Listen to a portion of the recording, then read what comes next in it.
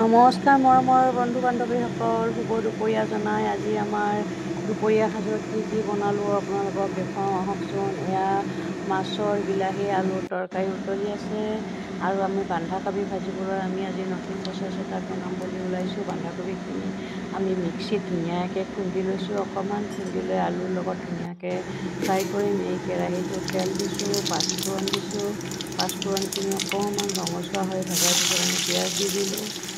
পিঁয়াজ দিয়াৰ পিছত পিঁয়াজখিনি অকণমান ৰঙচুৱা হোৱাৰ পিছত আমি তাত বন্ধাকবি এড কৰিম। বন্ধাকবিখিনি এড কৰি আমি ধুনীয়াকৈ অকণমান খৰ হোৱালৈকে ভাজি থাকিম। চাব আহকচোন, এই বন্ধাকবিখিনি আমি এতিয়া ঢালি দিলোঁ। যদি বন্ধাকবি আপোনালোকে এনেকৈ মিক্সিত মাৰি ভাজি খোৱা নাই, মোৰ দৰে এনেকৈ অকণমান এতিয়া বন্ধাকবিবিলাক যিহেতুকে নিসিজে, অলপমান ঠৰঙা হৈ থাকে, সেইকাৰণে আমি বন্ধাকবি দি বিভিন্ন ধৰণৰ খাব পাৰোঁ। যেনেকৈ ৰুকনি দি চালি খাব পাৰোঁ, প্লাছ এনেকৈ মিক্সিত অকণমান মাৰি ল'লে আৰু অলপ বেছি মিহি হৈ যায়। সেইকাৰণে আজি মই অকণমান মিক্সিত মাৰি আলুবিধ কাটি দিছোঁ হাতেদি সৰু সৰুকৈ, আৰু বন্ধাকবিখিনি মিক্সিত মাৰি আমি এতিয়া ভাজিছোঁ। এতিয়া আৰু এখন ফ্ৰাই পেনত আমি এটা চাটনি বনাম বুলি ওলাইছোঁ। ফ্ৰাই পেনখনত তেল দিলোঁ। তেল দি পেলাই আমি কিহৰ চাটনি বনাওঁ আপোনালোকে চাই থাককচোন। মই বাদাম ভাজিছোঁ। বাদামখিনি ধুনীয়াকৈ অকণমান ৰঙচুৱা হোৱাকৈ ভাজিম। ভজাৰ পিছত আমি তাৰ পৰা চাটনি এটা বনাম। চাটনিটো আপোনালোকৰ ওচৰত বনাই দেখুৱাওঁ। আমাৰ দুপৰীয়াৰ সাজত আমাৰ পালেং শাকৰ ভাজি আছে, আজি বাদামৰ চাটনি আছে, বিলাহী আৰু মাছৰ তৰকাৰী আছে, তাৰপিছত আমাৰ আছে নেমু, জলকীয়া আৰু ভাত।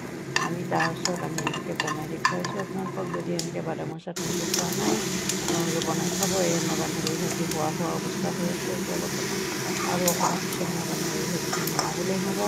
এতিয়া তাৰপিছত আমাৰ এতিয়া বাদামখিনিও ভাজি হৈ গ'ল। বাদামখিনি ভজাৰ পিছত আমি কেনেকৈ ধৰণত বনাওঁ আপোনালোকে চাব আহকচোন। এই বাদামখিনি অলৰেডি এতিয়া হ'ব আৰু আমি এতিয়া নমাম। অকণমান চিমত ভাজি আছোঁ মই, যিহেতুকে বেছি জুই দিলে ৰঙা হৈ যাব সোনকালে, সেইকাৰণে অকণমান চিমত ভাজিব। যিহেতুকে চাটনি বনাম, বৰ বেছি এটা সৰো নহয়, ঠাণ্ডা হোৱাৰ পিছতে পিচিব লাগে।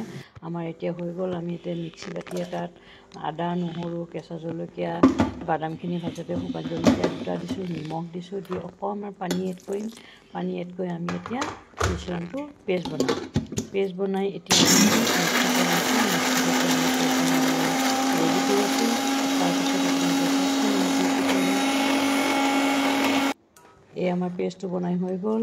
পেষ্টটো বনালে তাত আমি এতিয়া এড কৰিছোঁ নেমু ৰস আৰু মিঠাতেল দি পেলাই, আমি যিহেতুকে পিছতে নিমখ দিয়ে দিছিলোঁ, নেমু ৰস আৰু মিঠাতেল দি আমি মিশ্ৰণ কৰি ল'লোঁ। এই তেল দি দিছোঁ আমি। এতিয়া চাওক, এই চাটনিখিনি যদি আপোনালোকে বনাই খোৱা নাই, নিশ্চয় বনাই খাব। ৰুটিৰ লগত বা দাইল ভাতৰ লগত, মাছৰ তৰকাৰী, যিকোনো ভাতৰ লগত খাবলৈ বহুত টেষ্টি হয় এই চাটনিটো। মই প্ৰায় খাওঁ, আজি বহুত দিনৰ মূৰত বনালোঁ। আমাৰ এতিয়া খাবলৈ খানা ৰেডি হৈ গ'ল। সাজত আছে আমাৰ বাদামৰ চাটনি, বন্ধাকবি আলু ভাজি, মাছ ফ্ৰাই, তাৰপিছত পালেং শাকৰ ভাজি আৰু বিলাহী আলুৰ তৰকাৰী। আজি এই ভিডিঅ'টো আকৌ আপোনালোকৰ ওচৰত আগবঢ়ালোঁ। যদি ভাল লাগিছে, লাইক, শ্বেয়াৰ, কমেণ্ট কৰি পেজটো ফ'ল' কৰি দিব। আৰু ইয়াৰ পৰা মই আজি এতিয়া বিদায় মাগিছোঁ। Bye bye.